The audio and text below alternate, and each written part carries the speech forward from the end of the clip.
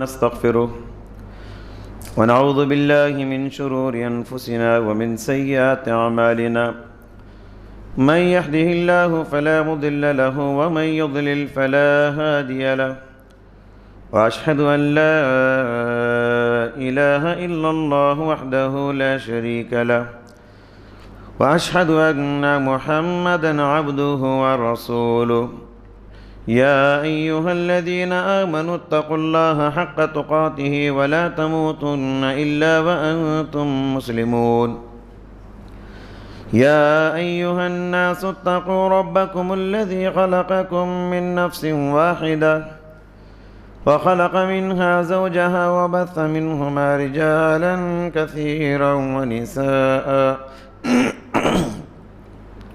واتقوا الله الذي تساءلون به والأرحام إن الله كان عليكم رقيبا يا أيها الذين آمنوا اتقوا الله وقولوا قولا سديدا يصلح لكم أعمالكم ويغفر لكم ذنوبكم ومن يطع الله ورسوله فقد فاز فوزا عظيما أما بعد فإن خير الحديث كتاب الله وخير الهدي هدي محمد صلى الله عليه وسلم وشر الأمور محدثاتها وكل محدثة بدعة وكل بدعة ضلالة وكل ضلالة في النار أعوذ بالله السميع العليم من الشيطان الرجيم من همزه ونفخه ونفثه بسم الله الرحمن الرحيم واتقوا يوما ترجعون فيه إلى الله ثم توفى كل نفس ما كسبت وهم لا يظلمون۔ حاضرین جمعہ، پردہ نشین خواتین اسلام، خطبہ مسنونہ کے بعد سورہ بقرہ کی آیت کریمہ آپ کے روبرو تلاوت کی گئی۔ اللہ تعالیٰ کا فرمان ہے، ڈرو اس دن سے جس دن تم اللہ کی طرف لوٹائے جاؤ گے، ڈرو اس دن سے جس دن تم اللہ کے روبرو کھڑے کیے جاؤ گے، ڈرو اس دن سے جس دن تم کو اللہ کے سامنے کھڑے ہو کر جواب دینا ہے، ڈرو اس دن سے جس دن تم اللہ کے روبرو اپنا حساب پیش کرنا ہے۔ ثم توفی کل نفس ما کسبت، پھر تمہارے کیے کے اعمال کا پورا پورا بدلہ دیا جائے گا۔ وہم لا یظلمون، اور تم پر ذرا برابر ظلم و زیادتی نہیں کیا جائے گا۔ مفسرین کرام اس آیت کی تفسیر کرتے ہوئے لکھتے ہیں کہ قرآن کریم کی یہ سب سے آخری آیت ہے جو پیارے نبی پہ نازل ہوئی۔ وحی کا سلسلہ جو شروع ہوا تو وحی کا سلسلہ اس آیت کریمہ پہ ختم ہو گیا۔ وحی کا سلسلہ کہاں سے شروع ہوا؟ حضرت آدم علیہ السلام سے ختم ہوا پیارے نبی پر، اور اس آیت پہ وحی کا سلسلہ ختم ہو گیا۔ گویا کہ آخری وحی کی آخری تعلیم ہے تقوی۔ گزشتہ جمعہ بھی میں نے آپ کے سامنے تقوی کی اہمیت اور متقیوں کا مقام و مرتبے پر گفتگو کیا تھا۔ تو چلیے اسی سلسلے کو آگے بڑھاتے ہوئے آج میں آپ کے سامنے بتانے کی کوشش کروں گا کہ تقوی کے عملی تقاضے کیا ہیں، تقوی کیا چاہتا ہے، متقی بننے کے لیے زندگی میں کیا اعمال کرنا ہے، متقی کو ہم کیسے پہچانیں گے کہ فلاں صاحب اللہ والے ہیں، متقی ہیں، کیونکہ رمضان کا سب سے بڑا سبق تقوی ہے۔ تو لہٰذا چلیے حضرات، قرآن کریم اگر آپ کھولتے ہیں، قرآن کریم کے پہلے صفحے پر تقوی کے تقاضے ذکر کیے گئے۔ الذین یؤمنون بالغیب ویقیمون الصلاۃ وَمِمَّا رَزَقْنَاهُمْ يُنْفِقُونَ۔ متقی کون ہیں؟ کہا جو غیب پر ایمان رکھتے ہیں، آخرت پر ایمان رکھتے ہیں، قبر کے حالات پر ایمان رکھتے ہیں، جنت و جہنم پر ایمان رکھتے ہیں، تقدیر پر ایمان رکھتے ہیں، فرشتوں پر، آسمانی کتابوں پر، رسولوں پر ایمان رکھتے ہیں۔ ایمان بالغیب یہ متقی کی بڑی پہچان ہے۔ پھر کہا وَيُقِيمُونَ الصَّلَاةَ۔ متقی کون ہے؟ جو نمازوں کا اہتمام کرتے ہیں، 5 وقت کی نماز پابندی سے پڑھتے ہیں۔ وَمِمَّا رَزَقْنَاهُمْ يُنْفِقُونَ۔ اور متقی وہ ہے اللہ نے جو مال و دولت اسے دے رکھا ہے اس میں سے اللہ کے راستے میں خرچ کرتے ہیں۔ محترم حضرات، تو چلیے ہم معلوم کریں گے کہ متقیوں کے تقوی کے عملی تقاضے کیا ہیں۔ سب سے پہلا تقاضا آدمی کا ظاہر سے آدمی کا باطن اچھا ہونا چاہیے۔ آدمی باہر سے زیادہ اندر سے اچھا ہو۔ آدمی اس کی جلوت سے زیادہ اس کی خلوت اچھی ہو۔ وہ باہر سے جتنا دیندار نظر آتا ہے اس سے زیادہ وہ اندر سے دیندار ہو۔ یہ تقوی کا پہلا تقاضا ہے۔ اللہ کے نبی نے کیا فرمایا؟ التقوی ہا ہونا، التقوی ہا ہونا، التقوی ہا ہونا۔ اپنے دل کی طرف اشارہ کر کے 3 بار فرمایا تقوی یہاں ہوتا ہے، تقوی یہاں ہوتا ہے، تقوی یہاں ہوتا ہے۔ کیا مطلب؟ تقوی دل سے تعلق رکھنے والی بات ہے۔ تقوی باہر سے زیادہ مومن کو اندر ہوتا ہے۔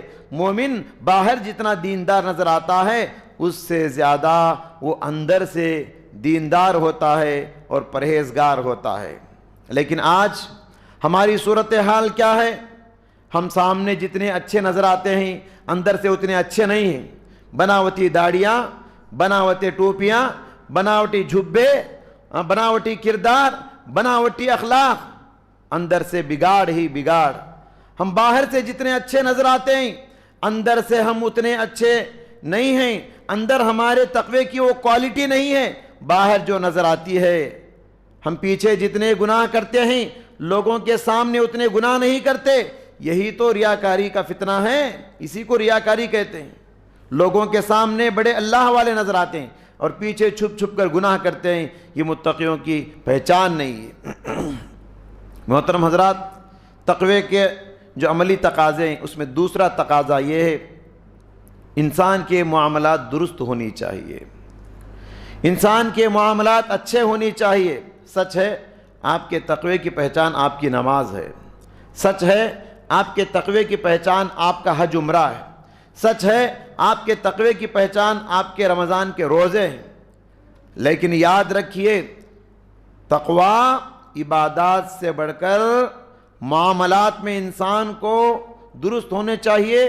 تقوی کی پہچان عبادات سے بڑھ کر معاملات سے تعلق رکھتی ہے۔ جس کے معاملات صحیح نہ ہو وہ متقی نہیں ہو سکتا۔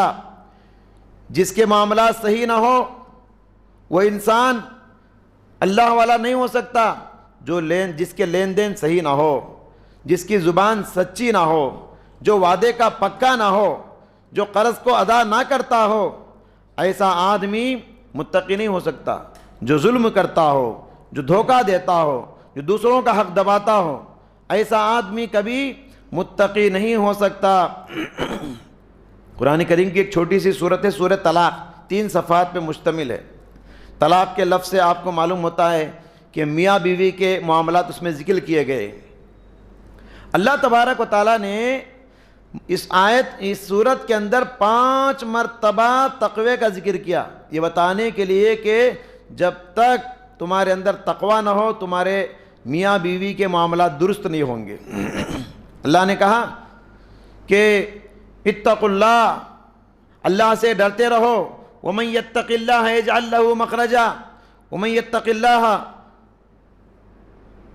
یکفر عنہ سیئاته ویعظم له اجرا ومن یتق اللہ یجعل له من امرہ یسرا۔ بار بار اللہ نے اس صورت کے اندر تقوی کا ذکر کیا، یہ بتانے کے لیے کہ تقوی نہیں ہے تو میاں بیوی کے معاملات درست نہیں ہوں گے۔ قرآن کریم میں لفظ تقوی 250 سے زیادہ مرتبہ اپنے مشتقات کے ساتھ آیا ہے۔ قرآن کریم میں بہت مرتبہ لفظ تقوی کا ذکر آیا ہے اور یہ تقوی کا لفظ قرآن میں عبادات سے بڑھ کر معاملات کے سیاق میں آیا ہے، معاملات کے سلسلے میں آیا ہے۔ مثال کے طور پر واتقوا اللہ الذی تساءلون بہ والارحام، اللہ نے فرمایا ڈرو اس اللہ سے جس کا واسطہ دے کر تم ایک دوسرے سے مانگتے ہو، سوال کرتے ہو، سود سے منع کرتے ہوئے اللہ تعالیٰ نے فرمایا لا تأکلوا الربا اضعافا مضاعفا واتقوا اللہ، سود مت کھاؤ اور اللہ سے ڈرو۔ اور قرآن کریم کی سب سے بڑی آیت جسے آیت مدائنہ کہا جاتا ہے، قرض سے تعلق رکھتی ہے، وہ آیت ختم ہوتی ہے اتقوا اللہ، اے قرض کا لین دین کرنے والو تم اللہ سے ڈرو۔ اور آپسی تعلقات کا ذکر کرتے ہوئے فرمایا واتقوا اللہ واصلحوا ذات بینکم، اللہ سے ڈرو، اپنے معاملات کو درست کرو۔ اور اللہ تبارک و تعالیٰ نے اپنے معاملات کو جتنا جلد ہو سکے اختلافات کو ختم کرنے کی تعلیم دیتے ہوئے ارشاد فرمایا سورہ حجرات میں انما المؤمنون اخوہ فاصلحوا بین اخویکم، تم مومن آپس میں بھائی بھائی ہو، لہٰذا اپنے معاملات کو جتنا جلد ہو سکے درست کر لو۔ تمام باتوں کا خلاصہ یہ ہے وہ متقی ہو نہیں سکتا جس کے معاملات درست نہ ہو، وہ متقی ہو نہیں سکتا جس کا رویہ بیوی بچوں کے ساتھ صحیح نہ ہو، وہ متقی ہو نہیں سکتا جس کا رویہ ماں باپ کے ساتھ صحیح نہ ہو، وہ متقی ہو نہیں سکتا جو سماج اسے ظالم کہتی ہے، وہ متقی ہو نہیں سکتا جو لوگوں میں بدنام ہے، وہ متقی ہو نہیں سکتا جس کا قرض کا لین دین صحیح نہ ہو۔ وہ آدمی متقی کہلانے کا حق نہیں رکھتا اگرچہ کہ مسجد کی پہلی صف میں 1000 سجدے کر لے، جب تک اس کے معاملات صحیح نہ ہو، جب تک وہ مارکیٹ میں صحیح نہ ہو، جب تک وہ لوگوں کے درمیان صحیح نہ ہو، وہ تقوی اس کا حق نہیں ہے۔ حضرات گرامی، تقوی کا ایک بہت بڑا تقاضا ہے انسان منصف مزاج ہو، انسان کی باتوں سے، انسان کے کاموں سے انصاف ظاہر ہوتا ہو، انسان ظلم سے دور رہے۔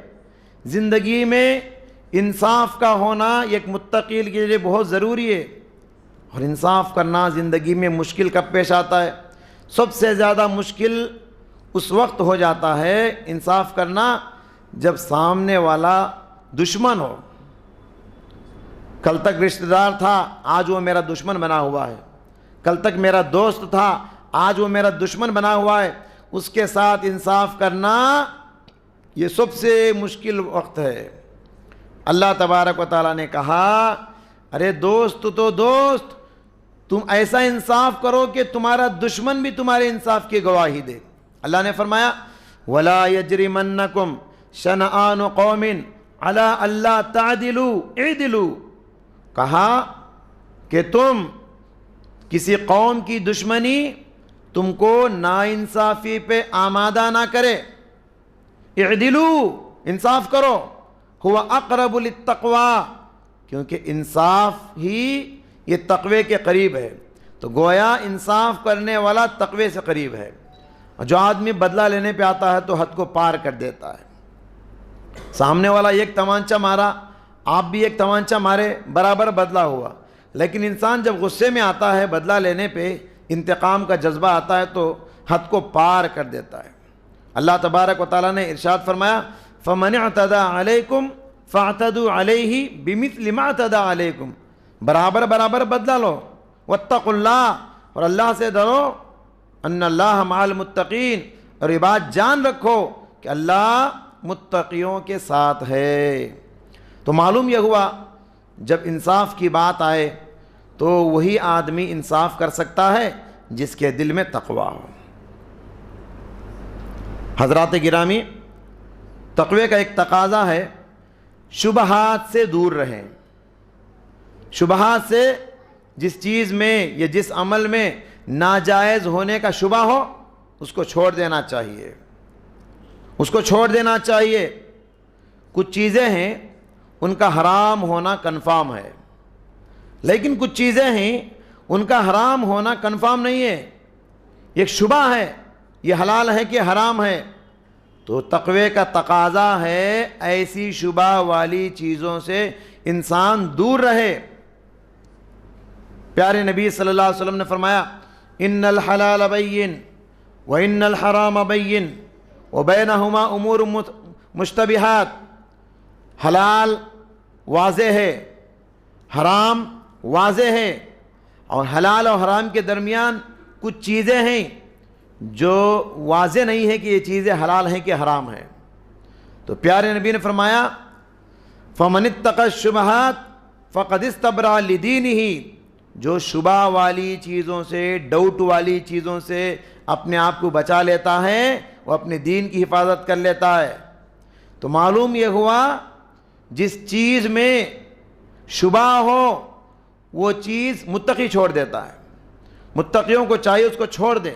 چھوٹی سی مثال، غیر مسلم کے چکن کا شاپ ہے، باہر ٹوپی والا ایک آدمی بیٹھا ہے، اب اندر وہ حلال کرتا ہے نہیں، آپ کو شبہ ہے، آپ شبہ والی چیز کو چھوڑ دو اور ایسے دکان کو جاؤ جہاں آپ کو یقین ہو کہ یہ حلال کر کے بیچتا ہے۔ تو جہاں بھی انسان کو شبہ ہے، شبہ والی چیزوں سے متقی انسان پرہیز کرتا ہے۔ اسی طریقے سے دیکھیے تقوی کا ایک عملی تقاضا شعائر اللہ کی تعظیم کرنا، شعائر اللہ کے احترام کرنا۔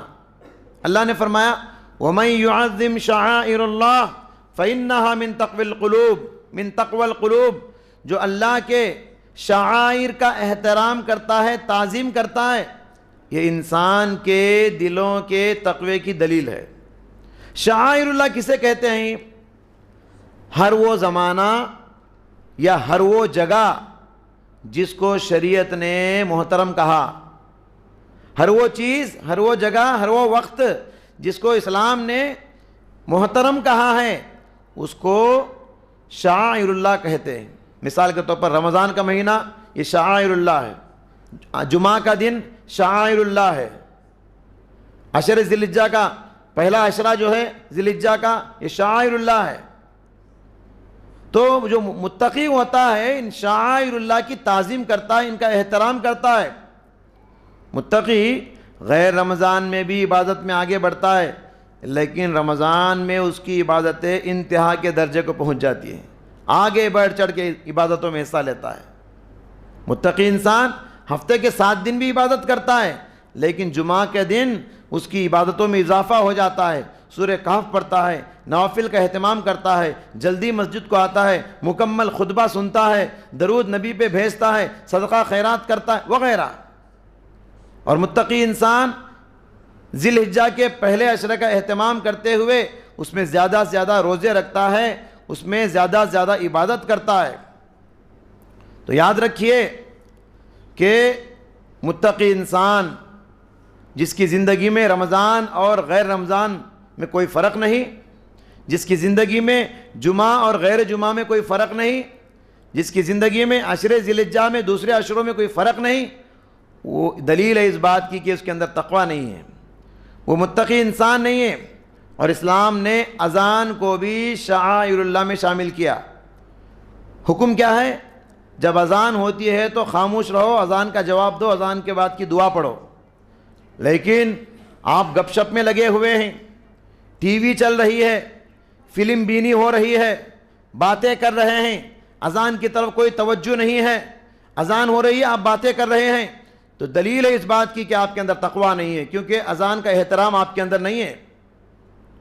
کتنے انسانوں کو ہم دیکھتے ہیں اذان ہوتا ہے تو فون کٹ کر دیتے ہیں، اذان کا قدر، اذان کا احترام وہ کرتے ہیں۔ تو یہ تقوی کی پہچان ہے ایسے کرنے والے۔ کئی لوگوں کو میں دیکھا ہوں فون میں گفتگو ہوتی ہے، بات روک دیتے ہیں، اذان ہو رہی ہے بعد میں بات کریں گے۔ یہ تقوی کی پہچان ہے، کیونکہ شعائر اللہ کا وہ احترام کرتے ہیں۔ اسی طریقے سے حرمین شریفین مکہ مدینہ، وہاں کے مناسک حج ہیں، میدان عرفات، میدان منی، میدان مزدلفہ، وہاں چھوٹا گناہ بھی جائز نہیں۔ اور ایک انسان وہاں جا کر بھی ویسے ہی گناہ کرتا ہے جیسے اپنی بستی میں گناہ کرتا ہے، تو دلیل ہے اس بات کی کہ شاعر اللہ کا احترام نہیں اس کے اندر، تو گویا اس کے اندر تقویٰ بھی نہیں ہے۔ تو متقی شاعر اللہ کا احترام کرتا ہے، صفا مروہ کا احترام کرتا ہے، جمرات کا احترام کرتا ہے۔ تقوی کے جو عملی تقاضے ہیں اس میں سے ایک تقاضا ہے حقوق کی ادائیگی میں احسان کے درجے پر فائز ہونا، ایک ہوتا ہے واجب حق کو ادا کرنا، اور ایک ہوتا ہے واجب حق سے زیادہ ادا کرنا۔ واجب حق سے زیادہ کرنا، تقوی کا تقاضا ہے کہ آپ پر جو واجب ہے اس سے زیادہ حق ادا کرو، اس سے زیادہ آپ دوسروں پر احسان کرو۔ مثال کے طور پہ میاں بیوی کے اختلافات کا ذکر کرنے کے بعد قرآن طلاق دینے والے شوہر سے قرآن یہ کہتا ہے وَلِلْمُطَلَّقَاتِ مَتَاعٌ بِالْمَعْرُوفِ، طلاق دینے والے کو چاہیے کہ عورت کو کچھ مال دے کر چھوڑے، عورت کو کچھ دولت دے کر، کچھ تحفہ دے کے آزاد اس کو طلاق دے دے۔ قرآن یہ کہتا ہے عورت کو چھوڑتے ہوئے سچ ہے کہ تمہارے دل میں غصہ آ گیا ہے، تم اسے چھوڑ رہے ہو، سچ ہے کہ تمہارے دل میں نفرت بیٹھ گئی، تم عورت کو چھوڑ رہے ہو، لیکن اس بات کو نہ بھولو کہ ایک زمانہ تھا تم اس سے محبت کرتے تھے، اس کے نتیجے میں تم اس عورت سے فائدہ اٹھا چکے ہو، اس عورت سے اللہ نے تم کو اولاد کی نعمت سے نوازا ہے، اس کو بھی یاد رکھو۔ تو لہٰذا سماج میں کون ہے جو اس تعلیم کو یاد رکھتا ہے؟ اللہ نے فرمایا حقاً علی المتقین، عورت کو طلاق دیتے ہوئے کوئی دے یا نہ دے، تقوی کا تقاضا ہے کہ آپ کو دے، تقوی کا تقاضا ہے کہ آپ دیجئے۔ آپ عورت کو چھوڑتے وقت دے کر چھوڑیے، احسان کر کے چھوڑیے۔ لیکن ہوتا کیا ہے آج سماج میں غور کرتے ہیں تو دور دور تک اس تعلیم پہ کتنے لوگ عمل کرنے والے ہیں، الٹا عورت سے لے کے چھوڑتے ہیں، مجلسیں بٹھاتے ہیں، عورت سے لوٹنے کی کوشش کرتے ہیں۔ تو بہرحال حقوق کی ادائیگی میں صرف واجب حق تک ادا نہ کرے، واجب سے بڑھ کر احسان کرنے کی کوشش کرنے والا یہ متقی ہے۔ تقوی کا ایک بہت بڑا عملی تقاضا یہ بھی ہے کہ آپ تقوی سے بڑھ کر فتوے سے آگے رہے۔ ایک ہوتا ہے تقوی، ایک ہوتا ہے فتویٰ۔ تقوی اور فتویٰ میں فرق ہے۔ فتوے کا دائرہ اس کا سرکل بڑا ہوتا ہے اور تقوی کا دائرہ اس کا سرکل چھوٹا ہوتا ہے۔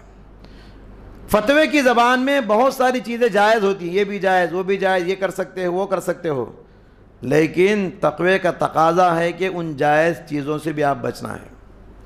فتویٰ جسے جائز کہتا ہے، تقوی کا تقاضا ہے کہ اس سے بھی آپ دور رہیں، اس سے بھی آپ بچ کے رہیں۔ اس کی ایک پریکٹیکل مثال، ریشم کا لباس۔ ریشم کا لباس عورتوں کے لیے جائز ہے، مردوں پر حرام ہے، لیکن اس وقت مردوں پر بھی حرام کا حکم نازل نہیں ہوا تھا۔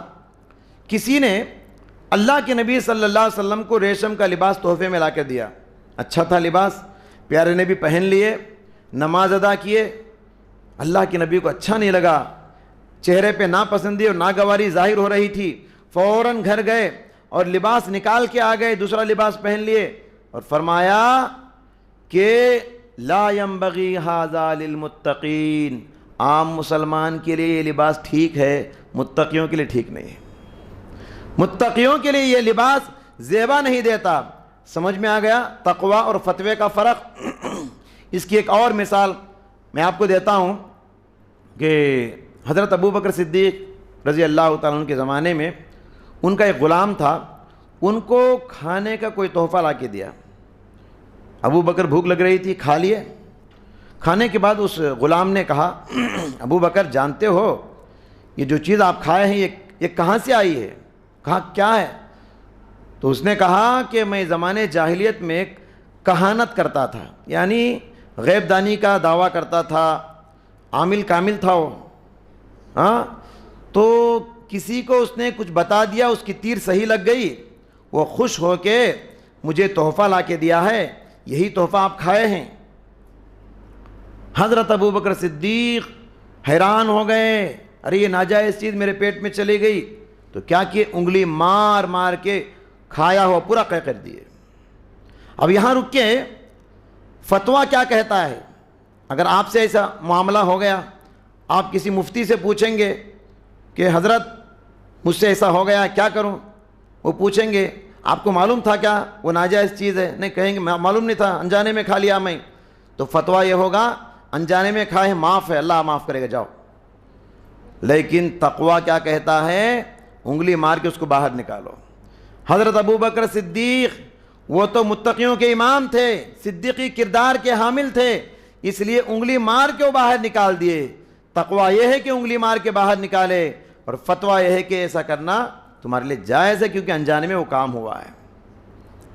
ابن قیم رحمۃ اللہ علیہ اپنے استاد امام ابن تیمیہ رحمۃ اللہ علیہ کے سلسلے میں کہتے ہیں، میں میرے استاد سے بہت سارے مسائل پوچھتا تھا، بہت ساری چیزوں کے بارے میں، وہ ان کا جواب دیتے ہوئے کہتے ہیں انہا لیست بحرام، دیکھو جی یہ سب چیزیں حرام تو نہیں ہیں، لیکن متقیوں کو ان سے بچنا چاہیے۔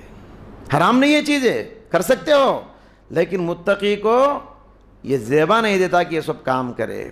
تو محترم حضرات، مسند احمد کی حدیث ہے، پیارے نبی صلی اللہ علیہ وسلم نے فرمایا استفتی قلبک وَإِنْ أَفْتَاكَ النَّاسُ الْمَفْتُونَ، اے لوگو تم اپنے دل سے پوچھو، تمہارا دل سب سے بڑا مفتی ہے۔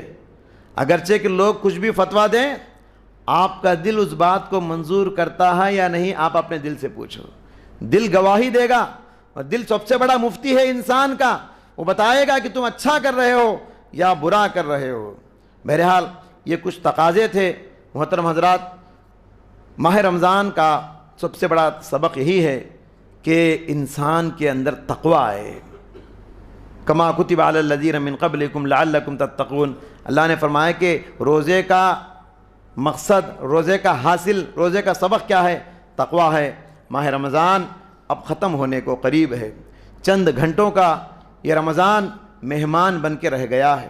ہماری زندگیوں سے یہ محترم مہینہ، یہ بابرکت مہینہ بہت جلد رخصت ہونے والا ہے۔ ابھی تک بھی کوئی متقی نہیں بنا، ابھی تک کوئی توبہ نہیں کیا، ابھی تک کوئی اپنے آپ کو جنتیوں میں نام نہ لکھا سکا، ابھی تک کوئی انسان اپنے آپ کو نار جہنم سے آزادی حاصل نہیں کر سکا۔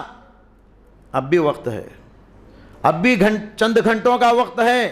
اللہ کی طرف پلٹو، اللہ سے رجوع کرو، معافی مانگو، ورنہ فرشتوں کے سردار نے ایسے آدمی کے لیے بد دعا کی جو رمضان کے مہینے کو پا کر بھی اپنے آپ کو جنتی نہیں بنا سکا، اور پیغمبروں کے سردار نے اس پر آمین کہا، فرشتوں کے سردار نے بد دعا کیا۔ حضرات گرامی، اس لیے ہمیں ہمیشہ یہ سوچنا چاہیے، ہو سکتا ہے آج کا دن رمضان کا آخری دن ہو، اور یہ بھی ہو سکتا ہے کہ زندگی کا آخری رمضان ہو، لہٰذا ہر انسان کو جلدی توبہ کرنے میں، نیکی کرنے میں جلدی کرنا چاہیے۔ محترم حضرات، خطبے کے اختتام پر چونکہ بہت جلد ہم عید الفطر منانے والے ہیں، کچھ آداب و مسائل آپ کے سامنے رکھ کر اپنی بات ختم کروں گا۔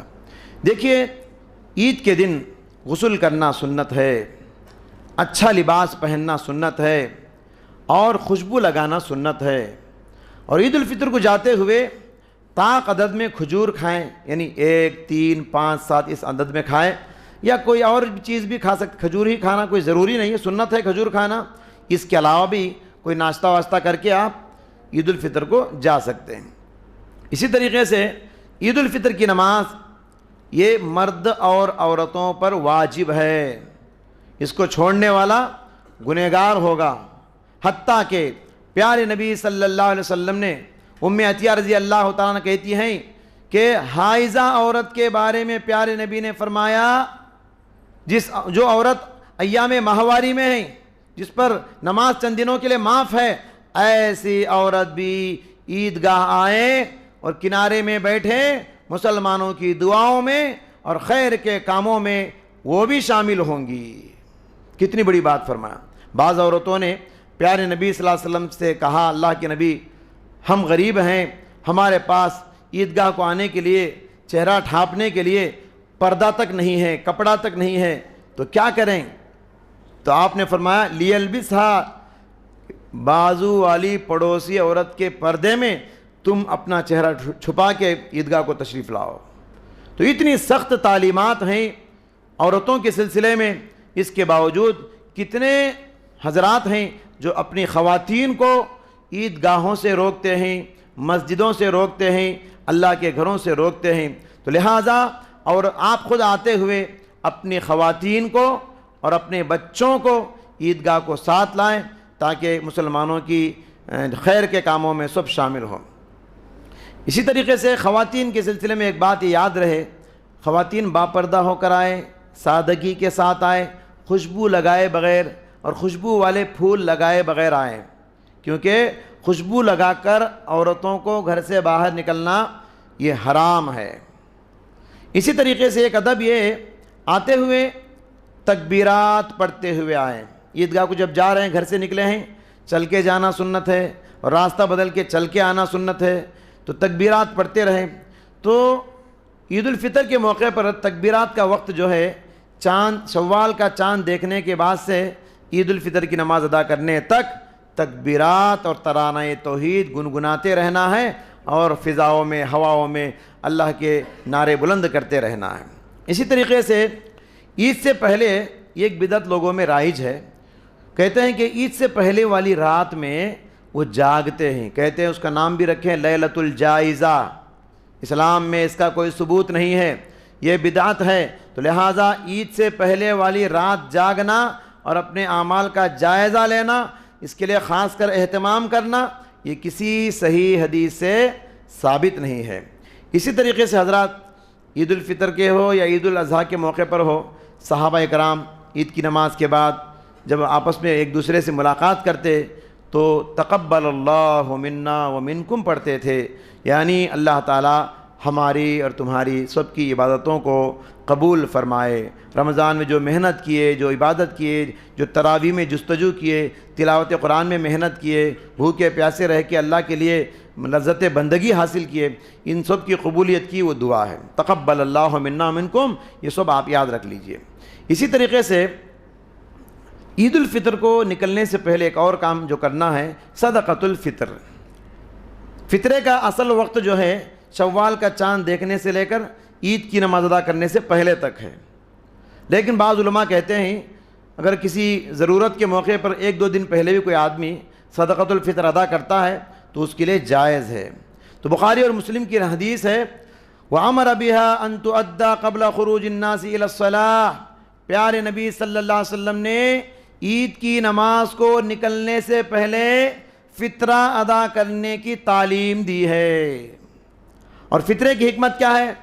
حضرت ابن عباس رضی اللہ تعالیٰ کہتے ہیں، فرض رسول اللہ صلی اللہ علیہ وسلم زکوٰۃ الفطر طہرۃ للصائم من اللغو والرفث وطعمۃ للمساکین۔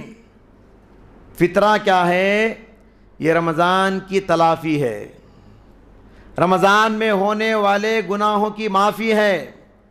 فطرہ کیا ہے؟ روزے کی حالت میں جو لغو اور رفث اور بیکار باتیں ہو جاتی ہیں جو ہونا نہیں چاہیے، بتقاضۂ بشریت پھر بھی انسان سے غلطیاں ہوتی رہتی ہیں، رمضان میں روزے کی حالت میں جو گناہ ہو جاتے ہیں اس کی تلافی ہے۔ جیسے نماز میں کچھ غلطی ہو جائے، اس کی تلافی کیا ہے؟ سجدے، ایک سجدہ، دو سجدے کرتے ہیں آخر میں سجدے سہو نماز کی تلافی ہے، ویسے ہی فطرہ یہ روزے کی تلافی ہے، رمضان کی تلافی ہے۔ تو لہٰذا اس کا وقت جیسے سجدے سہو آخری میں ہوتا ہے، ویسے ہی فطرے کا وقت بھی یہ آخری میں ہے، تمام روزے ختم ہونے کے بعد اس کا وقت ہوتا ہے۔ تو لہٰذا یہ بہت بڑی حکمت ہے فطرہ ادا کرنا۔ اس سے دو فائدے، ایک فائدہ ہمارا، ایک فائدہ مسکینوں کا۔ ہمارا فائدہ کیا ہے؟ گناہ معاف ہوتے ہیں۔ مسکینوں کا فائدہ کیا؟ ان کا پیٹ بھرتا ہے۔ تو لہٰذا فطرہ بھی ادا کرنے کی کوشش کرے۔ فطرہ ادا کرنے کے سلسلے میں ایک بات یہ بھی یاد رہے کہ ایک فطرہ کئی آدمیوں میں تقسیم کر سکتے ہیں اور کئی فطرے ایک آدمی کو دے سکتے ہیں، یہ بات بھی یاد رکھیں۔ بہرحال آخری میں اس اعلان پر میں اپنی بات ختم کرتا ہوں کہ انشاءاللہ عید الفطر کی نماز صبح 6:45 بجے مرلی نگر سچیوالیم کے گراؤنڈ میں ادا کی جائے گی۔ عورتوں کے لیے پردے کا معقول انتظام رہے گا، تو لہٰذا آتے ہوئے وضو کر کے آئیں اور کوئی مصلی، کوئی حاصیر اپنے ساتھ لائیں۔ وآخر دعوانا الحمدللہ رب العالمین۔ بارک اللہ لنا ولکم فی القرآن العظیم ونفعنا وإیاکم من الآیات والذکر الحکیم، انہ تعالی جواد کریم ملک بر الرؤوف رحیم رب الحلیم۔